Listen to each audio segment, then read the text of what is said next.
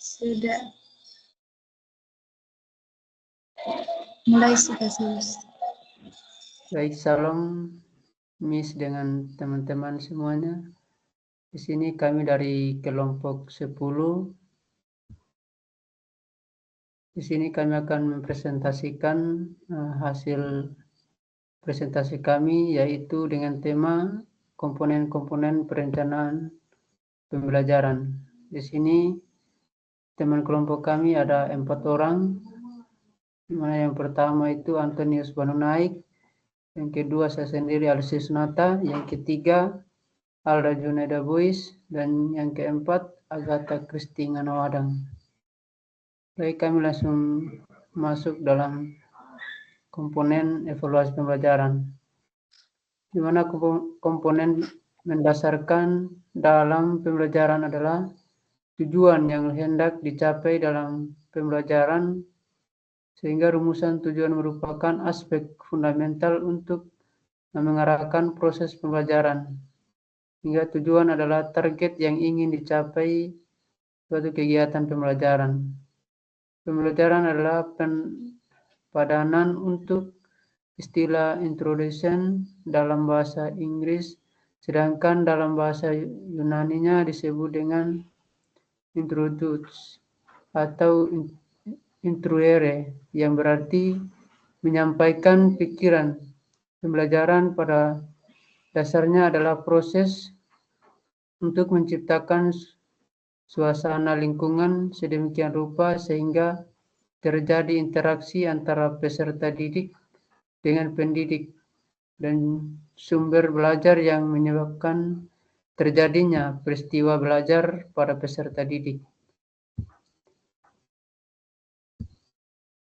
Istilah pembelajaran sering digunakan secara bergantian dengan istilah pengajaran. Kedua istilah ini kadang dimaknai berbeda dan kadang dianggap sama. Kata pengajaran biasanya muncul dalam konteks hubungan guru dan murid pada kelas formal, sedangkan pembelajaran meliputi kegiatan belajar mengajar yang tidak dihadiri guru secara fisik. Dengan demikian, kata pengajaran memiliki lingkup yang lebih sempit dibanding pembelajaran. Meskipun demikian, ada yang berpandangan bahwa istilah pengajaran dan pembelajaran adalah hakikatnya sama, yaitu suatu proses interaksi antara guru dan siswa dalam mencapai tujuan pembelajaran.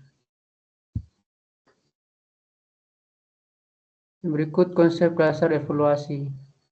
Konsep pembelajaran evaluasi adalah pengendalian, penjaminan, dan penetapan mutu pembelajaran terhadap segala komponen pembelajaran pada jenjang dan jalur pembelajaran yang dilakukan untuk tanggung jawab penyelenggaraan pendidikan. Hingga penilaian atau asesmen adalah proses penggunaan berbagai metode dan alat untuk mengumpulkan informasi tentang hasil pembelajaran tertentu, bergelar atau magister, atau di bawah magister. Tingkat kompetensi atau tentang kemampuan pengukuran dalam bahasa Inggris diacu sebagai suatu tindakan yang dilakukan untuk menyesuaikan sesuatu. Berikutnya saya persilakan kepada Kak Anton. Selanjutnya, pengukuran. Pengukuran adalah suatu proses untuk menentukan besaran kuantitas dari suatu objek, fenomena, atau kejadian dengan menggunakan standar atau satuan tertentu. Tujuan pengukuran adalah untuk mendapatkan informasi yang akurat dan dapat diandalkan tentang sifat atau karakteristik dari apa yang diukur. Misalnya, pengukuran dapat dilakukan untuk menentukan panjang, berat, waktu atau sifat fisik lainnya dari suatu benda atau peristiwa. Hal ini dapat dilakukan oleh guru, siswa, gedung sekolah, dan pihak terkait lainnya. Alat ukur baik tes maupun non-tes itu saja memerlukan dalam proses pengukuran. Pengukuran atau measurement adalah suatu proses untuk menentukan kuantitas daripada sesuatu. Sesuatu itu bisa berarti peserta didik, strategi pembelajaran, sarana prasarana sekolah, dan sebagainya. Untuk melakukan pengukuran tentu dibutuhkan alat ukur dalam bidang pendidikan psikologi maupun variabel-variabel sosial lainnya. Kegiatan pengukuran biasanya menggunakan tes ukur.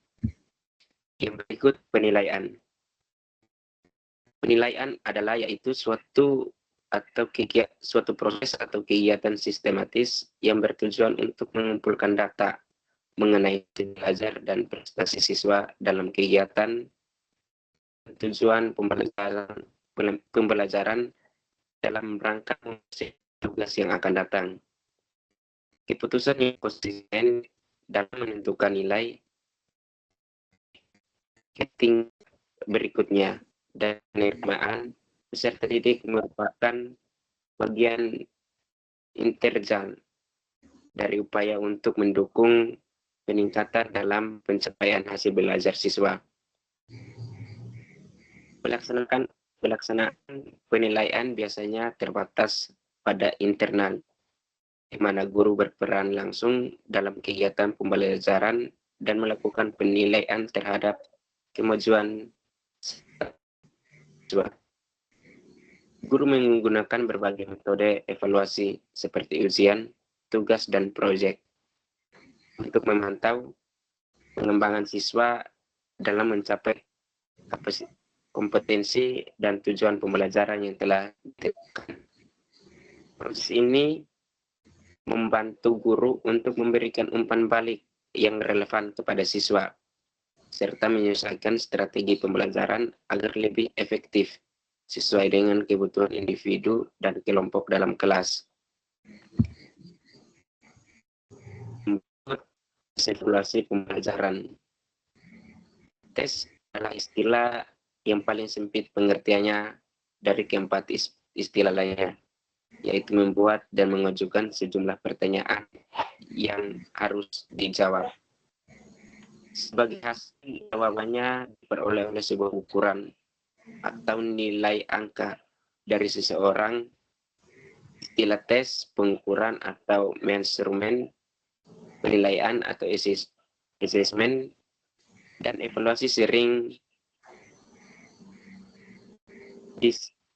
disalahartikan dan disalahgunakan dalam praktik evaluasi. Secara konsepsional, istilah-istilah tersebut sebenarnya berbeda satu sama lain, meskipun keterikatan yang sangat erat. Tes adalah pemberian suatu tugas atau rangkaian tugas dalam bentuk soal atau perintah atau suruhan lain yang harus dikerjakan oleh peserta didik. Hasil pelaksanaan tugas tersebut digunakan untuk menarik kesimpulan-kesimpulan tertentu terhadap peserta didik. Untuk slide selanjutnya saya berikan kesempatan kepada Agatha.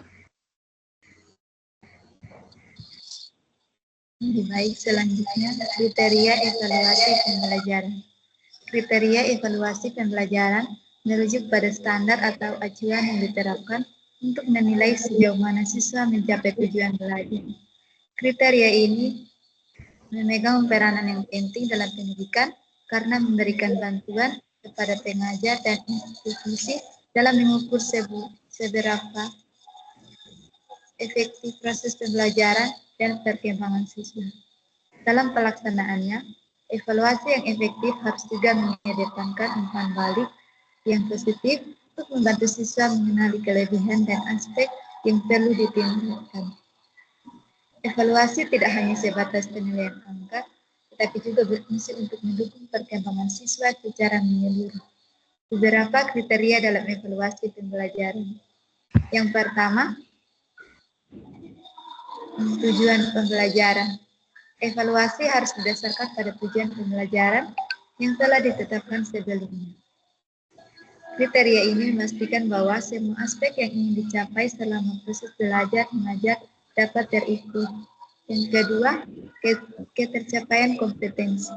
Kriteria ini mencangkup pengukuran sejauh mana siswa telah menguasai kompetensi yang diharapkan, baik kompetensi dasar maupun kompetensi ini. Penilaian dapat dilakukan melalui ujian, tugas, proyek, atau presentasi. Yang ketiga, keterlibatan siswa. Evaluasi juga harus memperhatikan tingkat keterlibatan aktif siswa dalam pembelajaran. Ini dapat mencangkup partisipasi dalam diskusi, kerjasama dalam kelompok, dan kreativitas dalam menyelesaikan tugas. Yang keempat, keadilan dan objektivitas. Kriteria evaluasi harus adil dan objektif. Artinya tidak terpengaruh oleh bias atau preferensi pribadi. Penilaian harus dilakukan dengan cara yang transparan dan konsisten untuk semua siswa. Selanjutnya, syarat perumusan evaluasi pembelajaran. Dirangkum terhadap syarat umum yang harus dipenuhi dalam mengadakan kegiatan evaluasi dalam proses pendidikan menurut Dimyati dan Muccioli 2006 dan 1994 sampai 1998 terurai sebagai berikut. Yang pertama, kesaksian. Kesaksian mengartikan kata validitas atau validity yang dapat diartikan sebagai ketetapan evaluasi yang menguasai apa yang seharusnya dievaluasi. Untuk memperoleh hasil evaluasi yang sah, dibutuhkan instrumen yang memiliki atau memenuhi syarat-syarat kesaksian suatu instrumen evaluasi.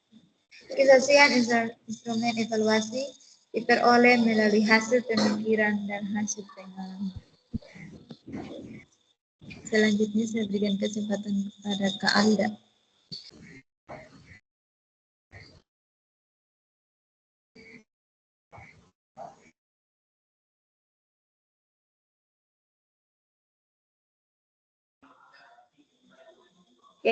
Yang kedua itu keterandalan. Keterandalan evaluasi berhubungan dengan masalah kepercayaan, yakni tingkat kepercayaan bahwa suatu instrumen evaluasi mampu memberikan hasil yang tepat atau beruntulat. Dimyati dan Muccioli pada tahun 2006 mengemukakan bahwa keterandalan menunjukkan pada konsisten atau keajegan pengukuran, yakni bagaimana keajegan skor tes atau hasil lain yang berasal dari pengukuran yang satu ke pengukuran yang lain. Dengan kata lain, keterandalan tepat kita artikan sebagai tingkat kepercayaan, keajegan, hasil evaluasi yang diperoleh dari suatu instrumen evaluasi. Yang kedua, kepraktisan. Kepraktisan evaluasi dapat diartikan sebagai kemudahan yang ada pada instrumen, baik dalam mempersiapkan, menggunakan, menginterpretasi, memperoleh hasil maupun kemudahan dalam penyimpanannya. Tujuan evaluasi. Secara umum, tujuan evaluasi pembelajaran adalah untuk mengetahui keaktifan dan efisiensi sistem pembelajaran, baik yang menyangkut tentang tujuan, materi, metode, media, sumber belajar, hubungan maupun sistem penilaian itu sendiri, untuk menghimpun bahan keterangan atau data yang dijadikan sebagai bukti mengenal taraf kemajuan anak didik dalam proses pendidikan selama jangka waktu tertentu. Yang berikut, prinsip umum evaluasi pembelajaran. Secara otoritas untuk memperoleh hasil evaluasi yang lebih baik, menurut Arifin, tahun 2012 diperlukan memperhatikan prinsip-prinsip umum evaluasi sebagai berikut.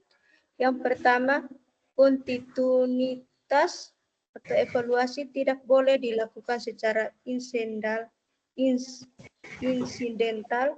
karena pembelajaran itu sendiri adalah suatu proses yang kontinu. Oleh sebab itu, dalam melakukan evaluasi dilakukan secara kontinu. Hasil evaluasi yang diperoleh pada suatu waktu harus senantiasa dihubungkan dengan hasil-hasil pada waktu sebelumnya, sehingga dapat diperoleh gambaran yang jelas dan berarti tentang perkembangan peserta didik.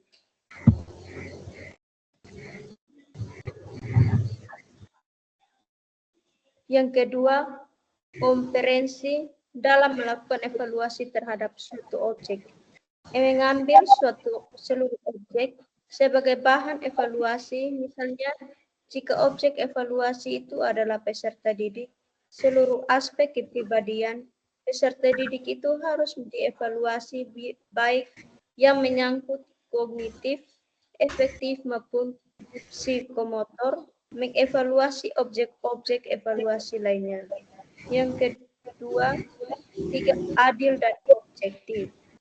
Dalam melaksanakan evaluasi harus berlaku adil tanpa diskriminasi, dilakukan dengan cara semua peserta didik diperlakukan sama pandang bulu.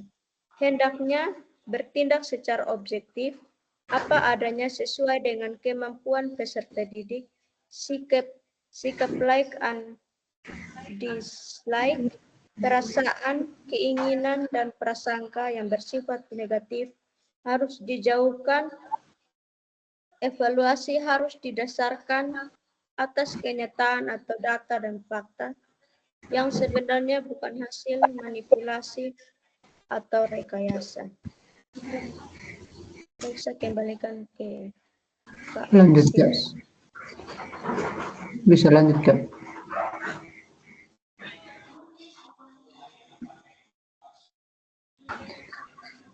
Baik, selanjutnya kooperatif.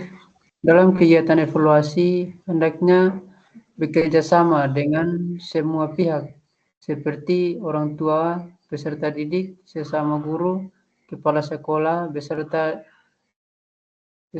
peserta didik itu sendiri.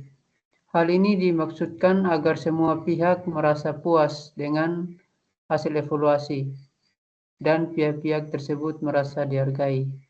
Yang berikut praktis.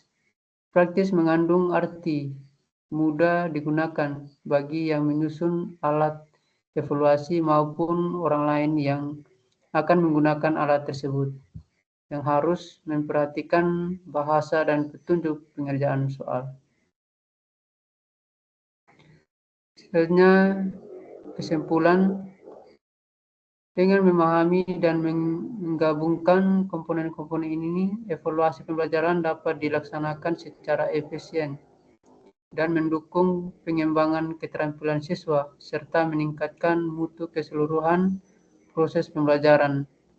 Sehingga evaluasi tidak hanya berfungsi untuk mengukur hasil, tetapi juga untuk memberikan pengalaman belajar yang lebih bermakna bagi setiap siswa.